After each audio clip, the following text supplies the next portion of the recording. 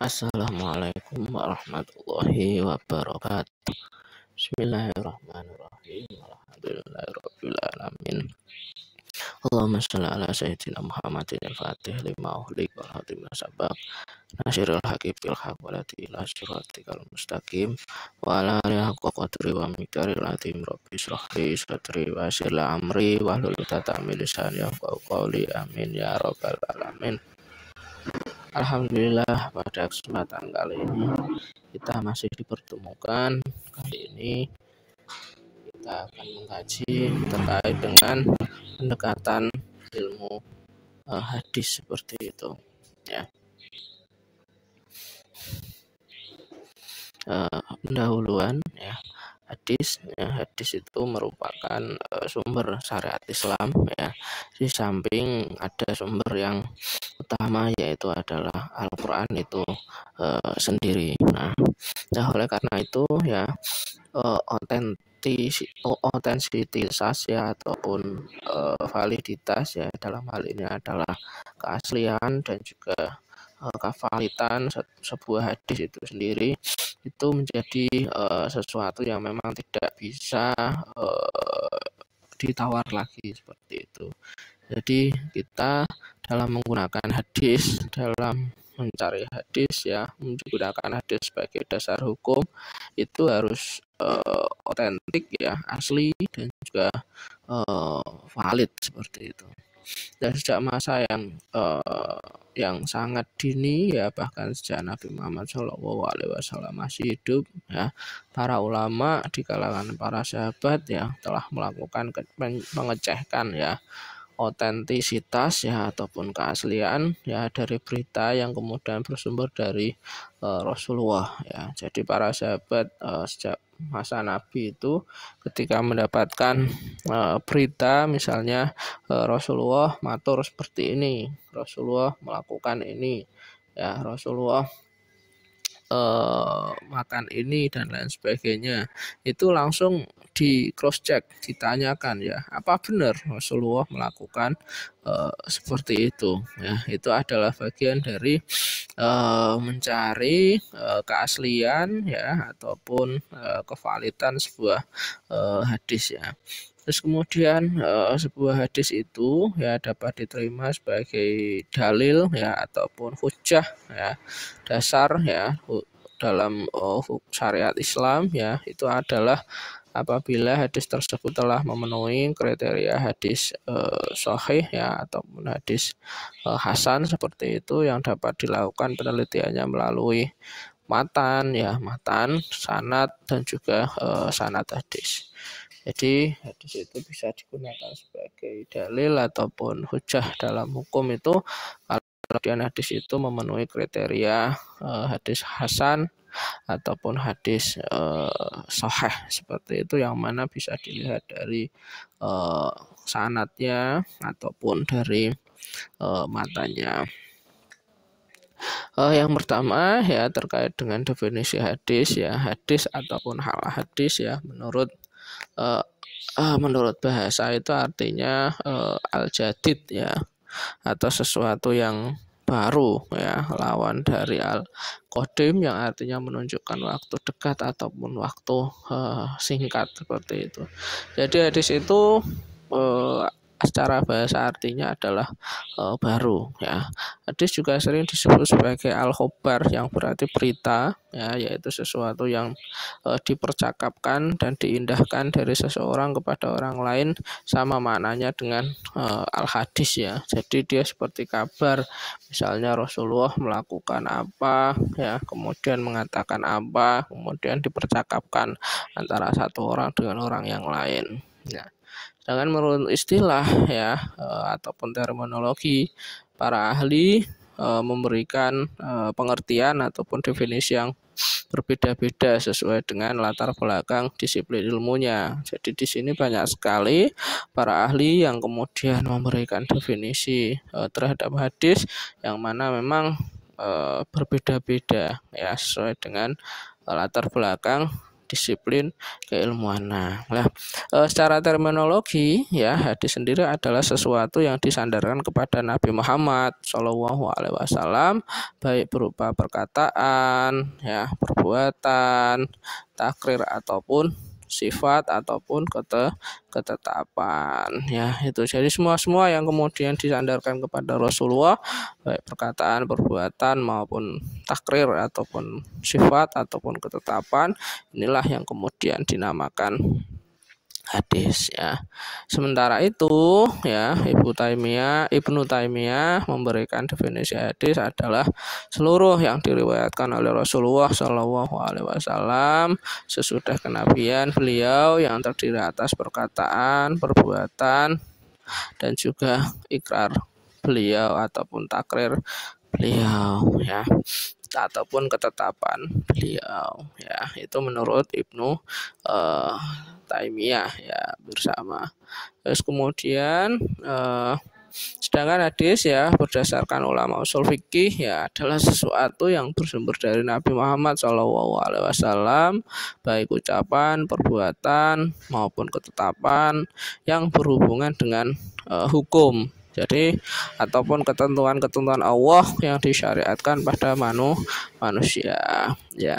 Jadi apa-apa yang kemudian dilakukan oleh Nabi baik dalam bentuk perkataan, perbuatan maupun ketetapan itu berkonsekuensi, ada hubungannya dengan hukum, ya. Jadi itu bisa menjadi sebuah dasar hukum, ya, ataupun juga apa yang dilakukan oleh Rasulullah itu berhubungan dengan ketentuan-ketentuan Allah ataupun sesuai dengan apa yang ada di dalam Al-Quran maupun hadis Al-Quran, ya, apa-apa yang ada di dalam Al-Quran. Jadi apa yang dilakukan oleh Rasulullah kok sesuai dengan apa yang ada di dalam Al-Quran, seperti itulah yang disebut sebagai sebuah hadis. Nah, hadis itu juga disebut juga sebagai sunnah, ya. Cara bahasa, ya, sunnah itu merupakan jalan yang baik atau yang buruk, ya. Sedangkan secara terminologi ataupun secara istilah, ya, sunnah itu adalah setiap apa yang ditinggal ataupun diterima dari Rasul, baik berupa perkataan, perbuatan, takrir, ya, baik yang menunjukkan atas syara ataupun tidak, seperti itu, ya. Jadi sunnah itu apa-apa yang kemudian disandarkan oleh Rasul. Jadi hampir sama, ya, makanya hadis itu, ya, disebut sebagai khobar, ya, nama lain hadis, ya, atau juga disebut sebagai sunnah, ya, itu.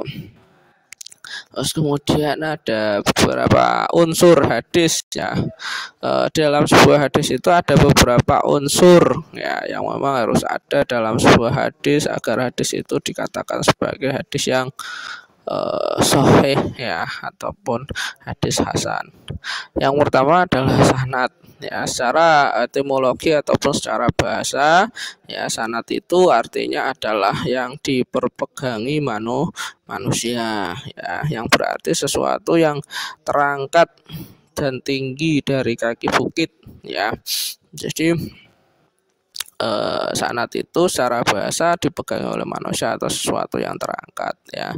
Sedangkan terminologi, ya, atau secara istilah, sanad adalah jalan yang menyampaikan kepada suatu matan, ya. Jadi untuk sampai kepada matan yaitu ada runtutannya, ya, itu ada prosesnya, itu ada jalannya, atau para perawi yang meriwayatkan sebuah hadis dari yang lainnya hingga sampai kepada matan. Lah, jalannya apa? Jalannya adalah ada periwayat yang sampai kepada matan ataupun sampai kepada kenapa hadis itu muncul, kenapa lafal hadis itu ada. Lah, bagaimana, siapa saja yang mengetahui, siapa saja yang meriwayatkan. Nah, itu namanya sanad, ya. Biasanya, ya, an Abi sampai kepada Rasulullah, ya. Kemudian selanjutnya adalah matan ya. Matan ini menurut bahasa adalah sesuatu yang keras dan kerangka dari bumi ya. Sedangkan pengertian matan secara terminologi atau secara istilah adalah sesuatu yang berakhir padanya terletak sesudah sanad, yaitu berupa perkataan. Jadi matan ini berupa perkataan ya, terletak setelah sanad, dalam artian setelah dari siapa, kemudian muncullah yang disebut matan, yang mana matan itu harus bersumber dari Rasulullah. Matan itu ya teks dari hadis itu sendiri ataupun lafal dari hadis itu sendiri, seperti itu. Qala Rasulullah, lah itu nanti apa ya, misalnya innama amalu binniyat, lah itu adalah matan dari sebuah hadis. Ya, terus yang selanjutnya adalah rawi atau perawi atau periwayat ya. Di dalam ilmu hadis diistilahkan dengan musnid ya. Karena dia yang memindahkan hadis dengan sanadnya yang sempurna ya. Jadi musnid ataupun perawi adalah orang yang meriwayatkan hadis dengan sanadnya, baik dia mengetahui tentang sanad atau tidak, hanya semata-mata meriwayatkan saja ya.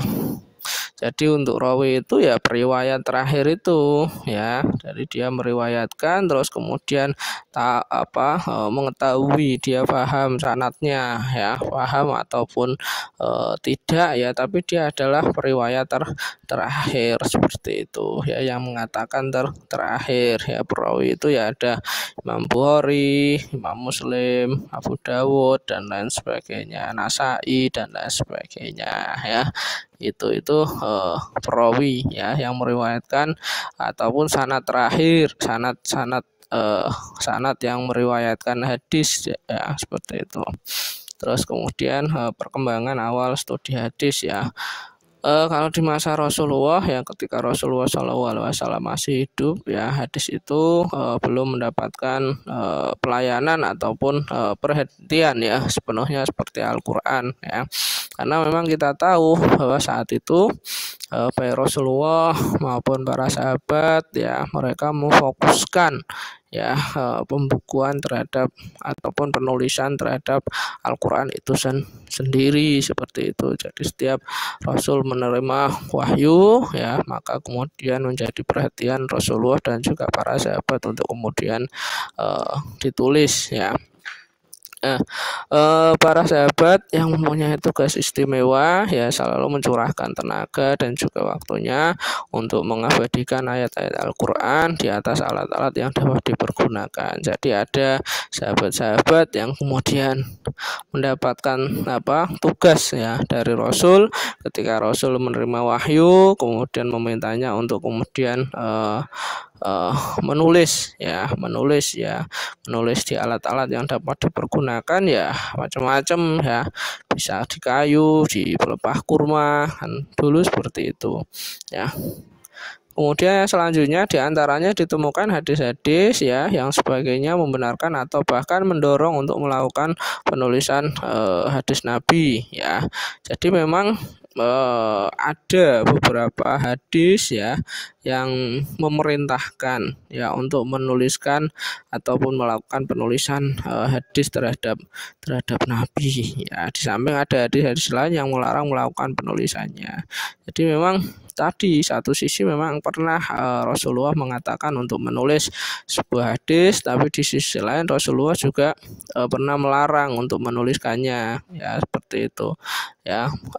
Untuk melarangannya ya, ini dikhawatirkan akan bercampur dengan Al-Quran, karena Al-Quran ini sebagai sumber hukum yang pertama ya, wahyu Allah, jadi memang harus diutamakan pada saat itu.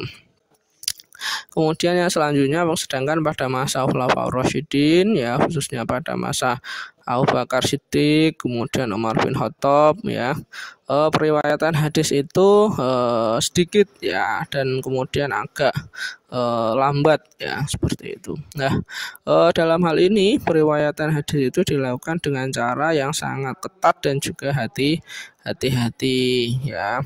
Jadi pada masa Abu Bakar, Umar ya, periwayatan sedikit, karena memang karena memang periwayatannya itu dilakukan sangat ketat dan juga sangat hati-hati ya, menjaga keotentikan ataupun keaslihan dan juga kevalidan dari sebuah hadis ya. Nah, ini terlihat dari cara menerima hadis ya. Hal ini disebabkan kecenderungan mereka secara umum untuk menyedikitkan riwayat ya.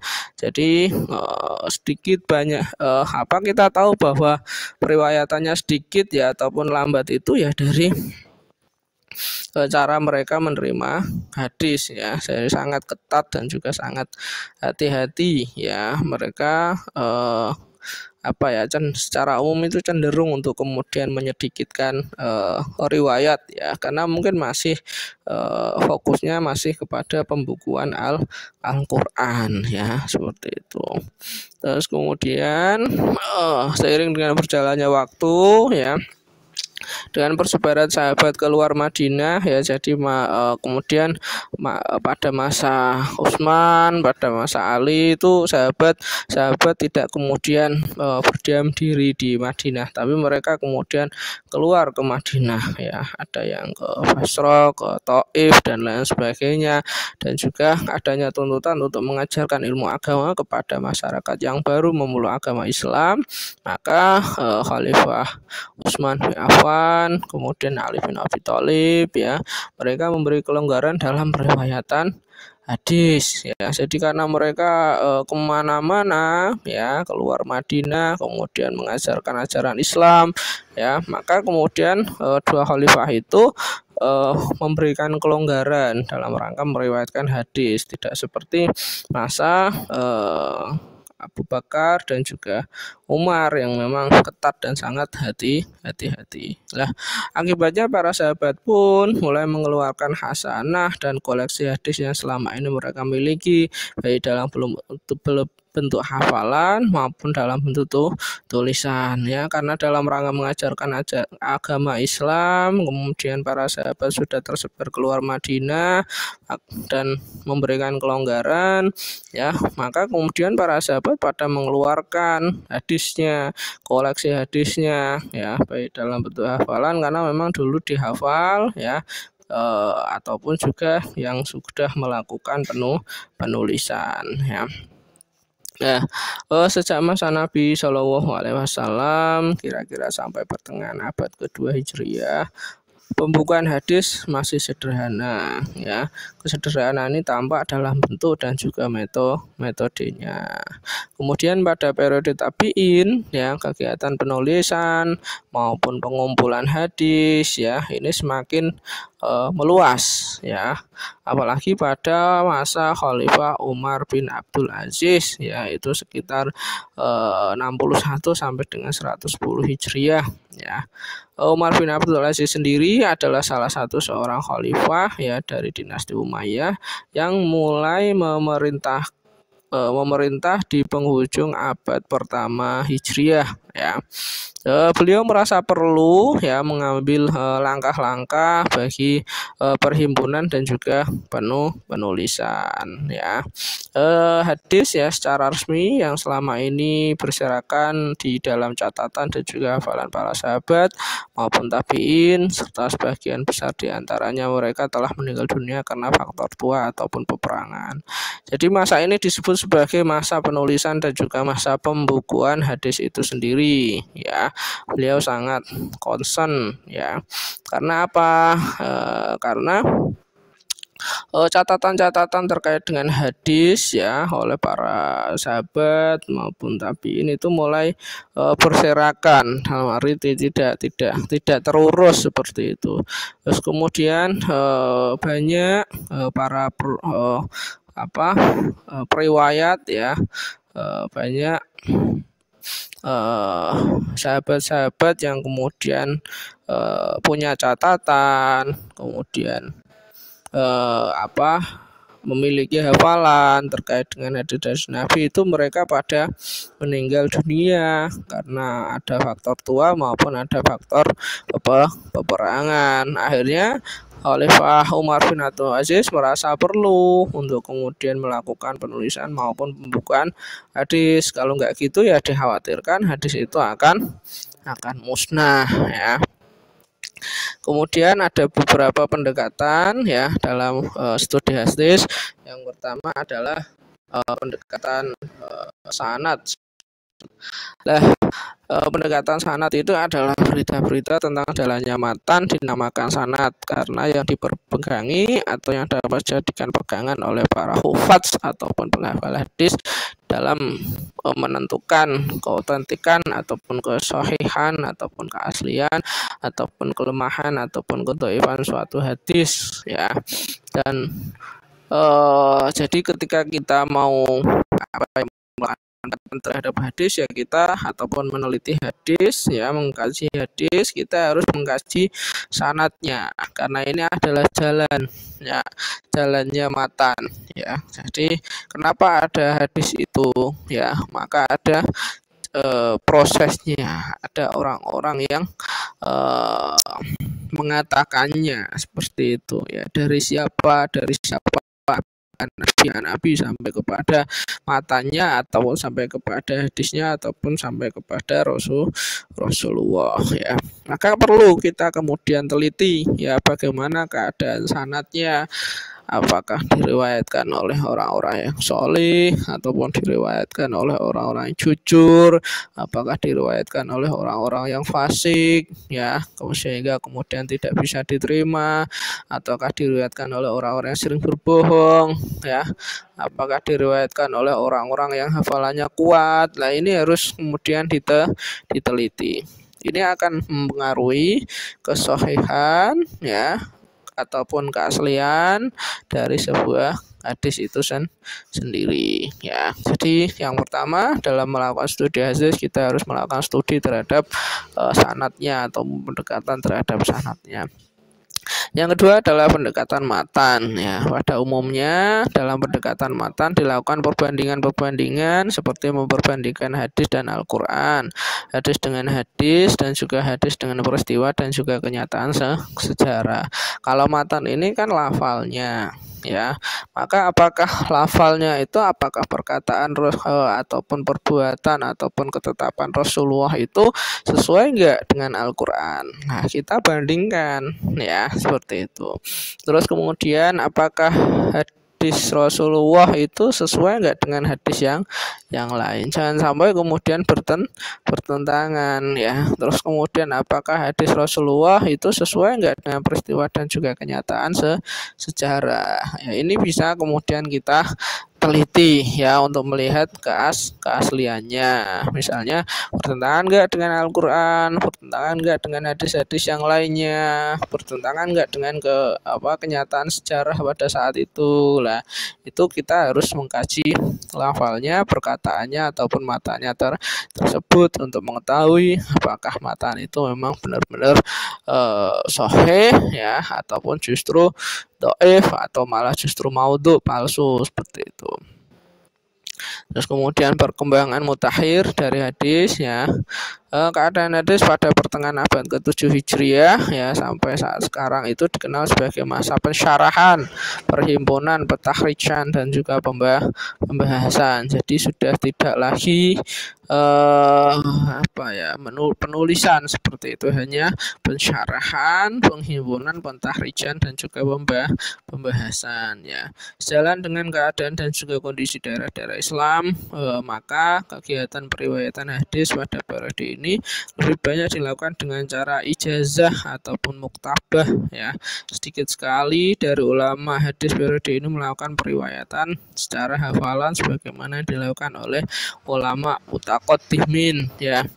Jadi mereka hanya menyampaikan ya, tidak kemudian melakukan penghafalan ataupun melakukan periwayatan ya. Sepertinya sudah tidak dilakukan sebagaimana oleh ulama mutaqaddimin, ulama-ulama yang dulu ya.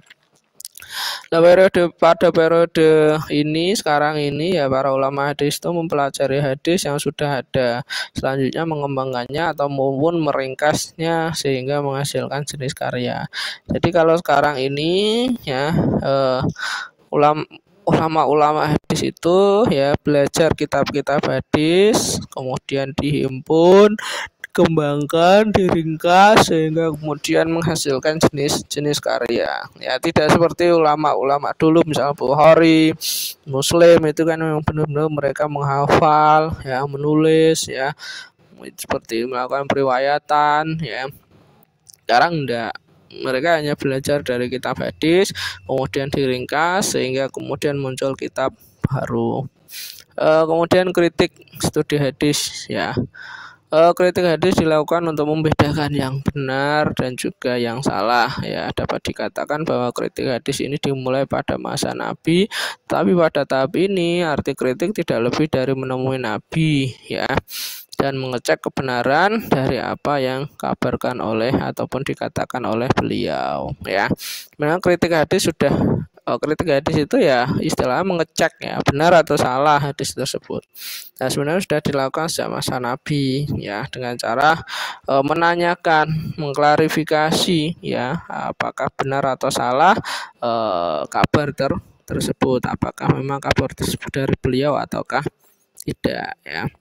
Sedangkan para ulama hadis pada masa modern meneliti hadis itu dengan cara jarh wa ta'dil, ya, yaitu dengan meneliti hadis yang dikarang para ulama, baik ulama klasik maupun ulama modern, dengan menilai dan meneliti hadis yang mereka karang, ya.